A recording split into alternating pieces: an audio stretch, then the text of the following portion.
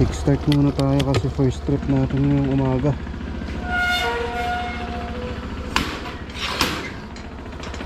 Ngayon, pupunta kami ni Marco ngayon sa sa bundok. So medyo late na kami, mag-hiking kami pampapawis dahil Sunday ngayon. So painitin lang natin tong burger natin and then ride na tayo puntang La Trinidad. Binaklas ko pala yung backbox ko. Tignan nga natin kung may magbago din. So nagkaayaan kami kasi gusto namin magpapawis talaga. Wala na rin papawis sa katawan eh. Tas sobrang lamig and buong December puro karne. Grabe, ang lamig. Pasok na tayo ng La Trinidad. Dito na si Marco. Kain na tayo, almusal. Let's go sa go. At mag-uumaga na. Dapat pagdating natin doon ay sunrise. Ang ganda na talaga ng Kapitolyo dito sa La Trinidad, no? Medyo gumaan yung takbo ko, walang takbox eh. Hindi na rin pala ako nagpagas, nakalimutan ko. Okay lang yan, 3 bars. Bergman to. Mount Kalugong doon, Yangbo sa Tomay pa, sa Upper Tomay. Grabe, nakakamiss din tong daan na to. Dito ako nagtrabaho dati sa Silan, 18 kilometers away sa bahay namin. Parang takbong 40 lang ako, hindi na sanay eh. City driving na lang talaga ako, sa Baguio lang, tapos La Trinidad proper. Pero mga dito hindi na ako nagra-ride. Tapos parang pagmula nung nagsilabasan yung sakit na itong Bergman, parang makatakot na ako na parang wala na akong tiwala sa motor. Pero okay lang yan, ako lang yun, hindi yung motor yan. Diba pag yung mga nagkaka-anxiety ka na guys, na tapos tumatanda ka na rin. Kasi yun nga, sabi ko magkakaanak ako, parang hindi na siya yung talagang parang noon na excited ako sa mga likuan, sa mga long ride. Ngayon parang sabi ko nga nakakatamad naman mag-jogging, ride na lang, sasakyan sa bundok, diba? Sabi ni Marco sobrang lamig daw dun sa pag ganitong oras. Nakapunta na ako dun once, pero mga anong oras na rin yun, mga 9 na ng umaga. Ito first time ko yung ganito kalamig. Hirap nga magsalita eh. Eto guys, tignan nyo ang lakas ng 17 grams at 1k RPM. O diba, umaarangkada tayo. Sobrang tirik na ito. Please relax lang. Alright. Alright.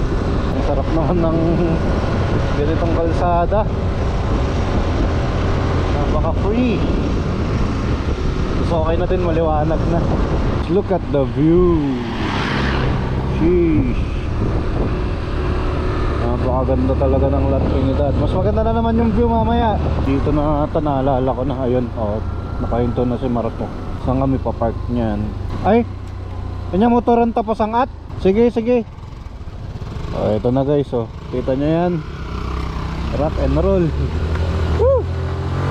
At least walang bitin. Ahon 17 grams fly ball, 1k RPM, touch spring and center spring, pang Aerox at pang Neo M3. Diba, walang bitin, no? Sarap. Tapos off-road. Parking lang. Kala ko didiretso pa si Marco dun, no? Bangin pala yan. We're gonna start the hike. Yes, sir. The mountainous part of La Trinidad. I'm just joking. La Trinidad is very mountainous all the way.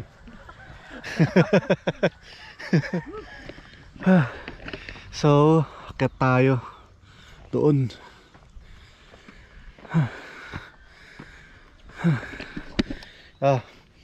Pagod na kami agad ni Marco.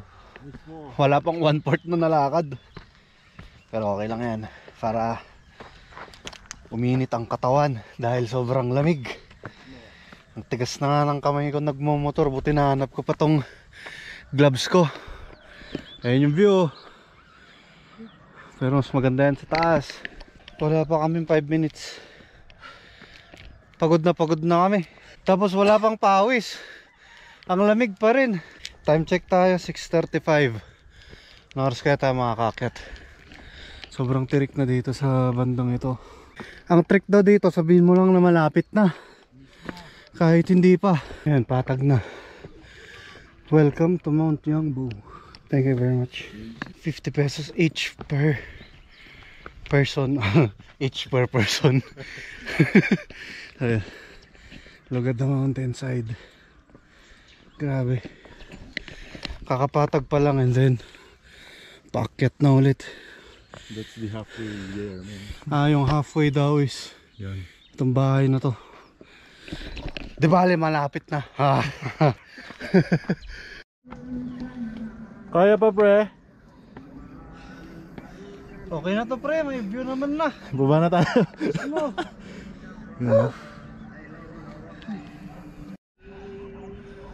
This way. Marami rin na yung nagbago. May mga ganito na may stall. May mga kubo-kubo. May mga view deck na rin dito. Kung sakaling gusto mo ng kalahati lang, tapos gusto mo bumaba agad. Mismo pag kalahati lang gusto mo dito, okay no. Ito na yung La Trinidad oh. Ito mismo yung valley. Andyan ang strawberry farms. Diba? Ang ganda din. Nakakatuwang tignan kasi may mga bagong pine tree na tumutubo. So mga bata pang pine mga bata pang pine tree.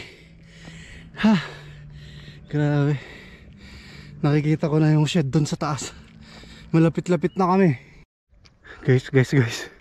Nakikita ko ng liwanag. Ayan o. Summit na. Yan na ba? Yan na. Ito na. Alright. Amazing.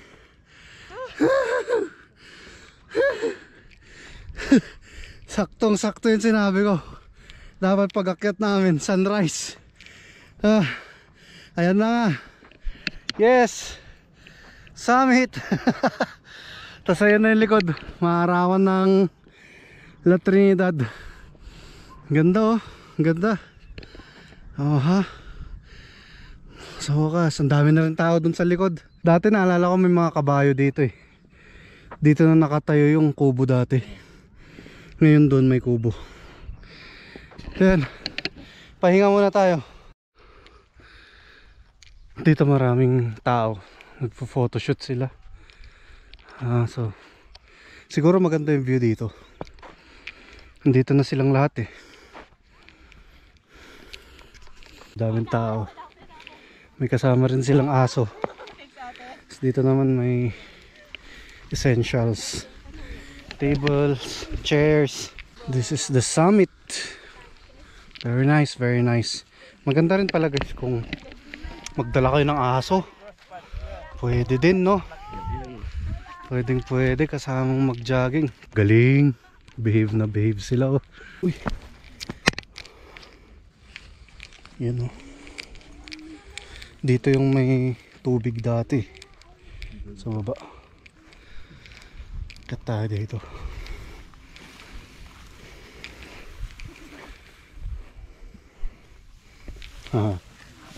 Very nice. Alright. Ingat lang, baka madulas. Alright. The whole view. So basically that's it guys. Ayan. Napakaganda rin, narinig mo yung hangin. Narinig mo yung hangin sa baba. So bababa na kami ni Marco.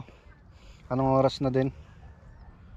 It's 7:30 in the morning. So malis tayo ng 5:45. So okay din. Ganitong banding lang. Masaya naman. So baba na kami. Alam niyo yung kung yung tapak ng paa mo ganyan sana, pero pag ano.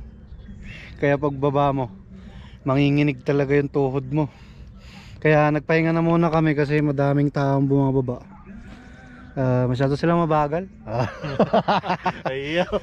Hiker. Hiker, hindi. Para lang para makuha mo lang yung pacing mo na sarili mo. Mahirap pag may kasabay ka tas hindi mo naman kilala. Bali 2 grupo yun. Antayin na namin silang makababa. Tapos yan. Tingin-tingin pa rin ng painting. Oh. Yung pababa talaga yung magpapapawis. Nandito na kami sa kung saan kami nagpark. Set up lang natin yung motor and then let's leave this place. So, sobrang lamig dito, ice cold pa rin yung drinks ko. Maganda rin yan, huwag kayo magdala ng tubig. Mag-hydrate na kayo pag-aakyat pa lang kayo ng bundok, and then next yun na is yung pag-uwi na kayo. Tara na mga kapatid. Grabe din itong nakakamiss mag-offroad sa atok. Ito lang, medyo takot na din akong pababa eh. Para akong madudulas. Hey! Ang daming anxiety eh, no? Grabe, ayoko na. Gusto ko na makababa. Hey! Abante ka!